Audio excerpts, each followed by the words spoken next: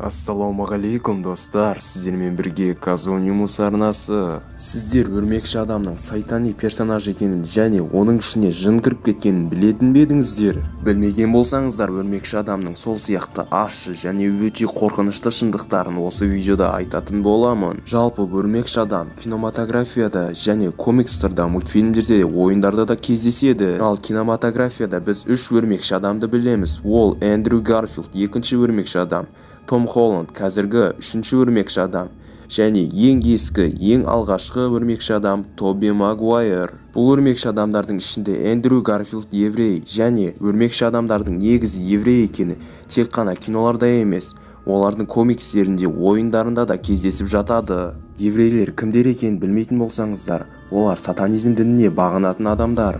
Олардың бар мақсаты шайтандардан көмек сұрап, адамдардың барлығын өздеріне ұқсаған кері ағымға түсіріп, кішкентай балалар мен жасөспірімдерді өздерінің діндеріне түсіріп миын улау. Сіздер айтып тұрған шығарсыздар, оған қандай дәлелің бар деп. Міне нақты дәлел. Питер Паркер, яғни өрмекші адам еврей, және бұл суперқаһарманның мінез-құлық ерекшеліктерін түсіндіретін ұлттық бірегейлік.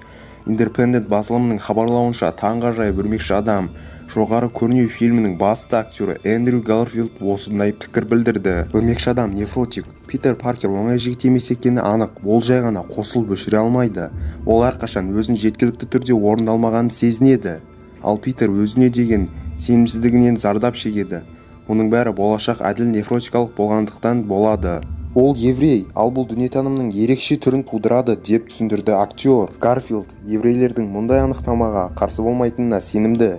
Менің әкем де еврей, сондықтан да бұл менің қанымда бар деп ашық өзінің еврей екенін жазған. Міне осыдан ақ өрмекші адамның шайтандарға бағынатын еврей екенін түсінеміз. Ал сол еврейлердің ең басты арманы шайтандардың күштерін өздерінің бойларына сіңіру, барлық адамдардан жоғары болатын ерекше күшке ие болу. Өрмекші адам да өрмекшінің шағу арқылы сондай ерекше күшке ие болған. Яғни бұл өрмекші адамды жын басқарады деген сөз. Және өрмекші адам паутинасын атқан кезде қолын осылай істеп осындай жестпен атады. Бұл жест дьявольский пес деп аталады. Қолды бұлай істеу сатанизмнің басты символы, яғни шайтанның екі мүйізін көрсетеді. Шайтанға бағынатын адамдар бір-бірімен осылай сәлемдеседі екен. Және бұл дәлелде өрмекші адамның сатанист еврей екенін анық дәлелдейді.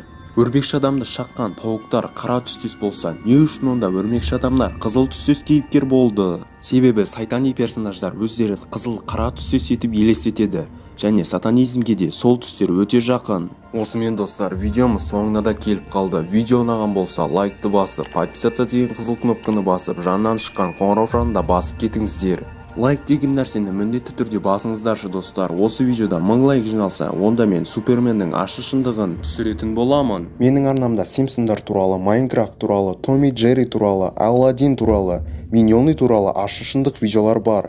Сол видеоларды да көріп кетіңіздер. Ал сіздермен бірге болған Казонимус арнасы. Келесі кездескенше сау болыңыздар, аман жүріңіздер.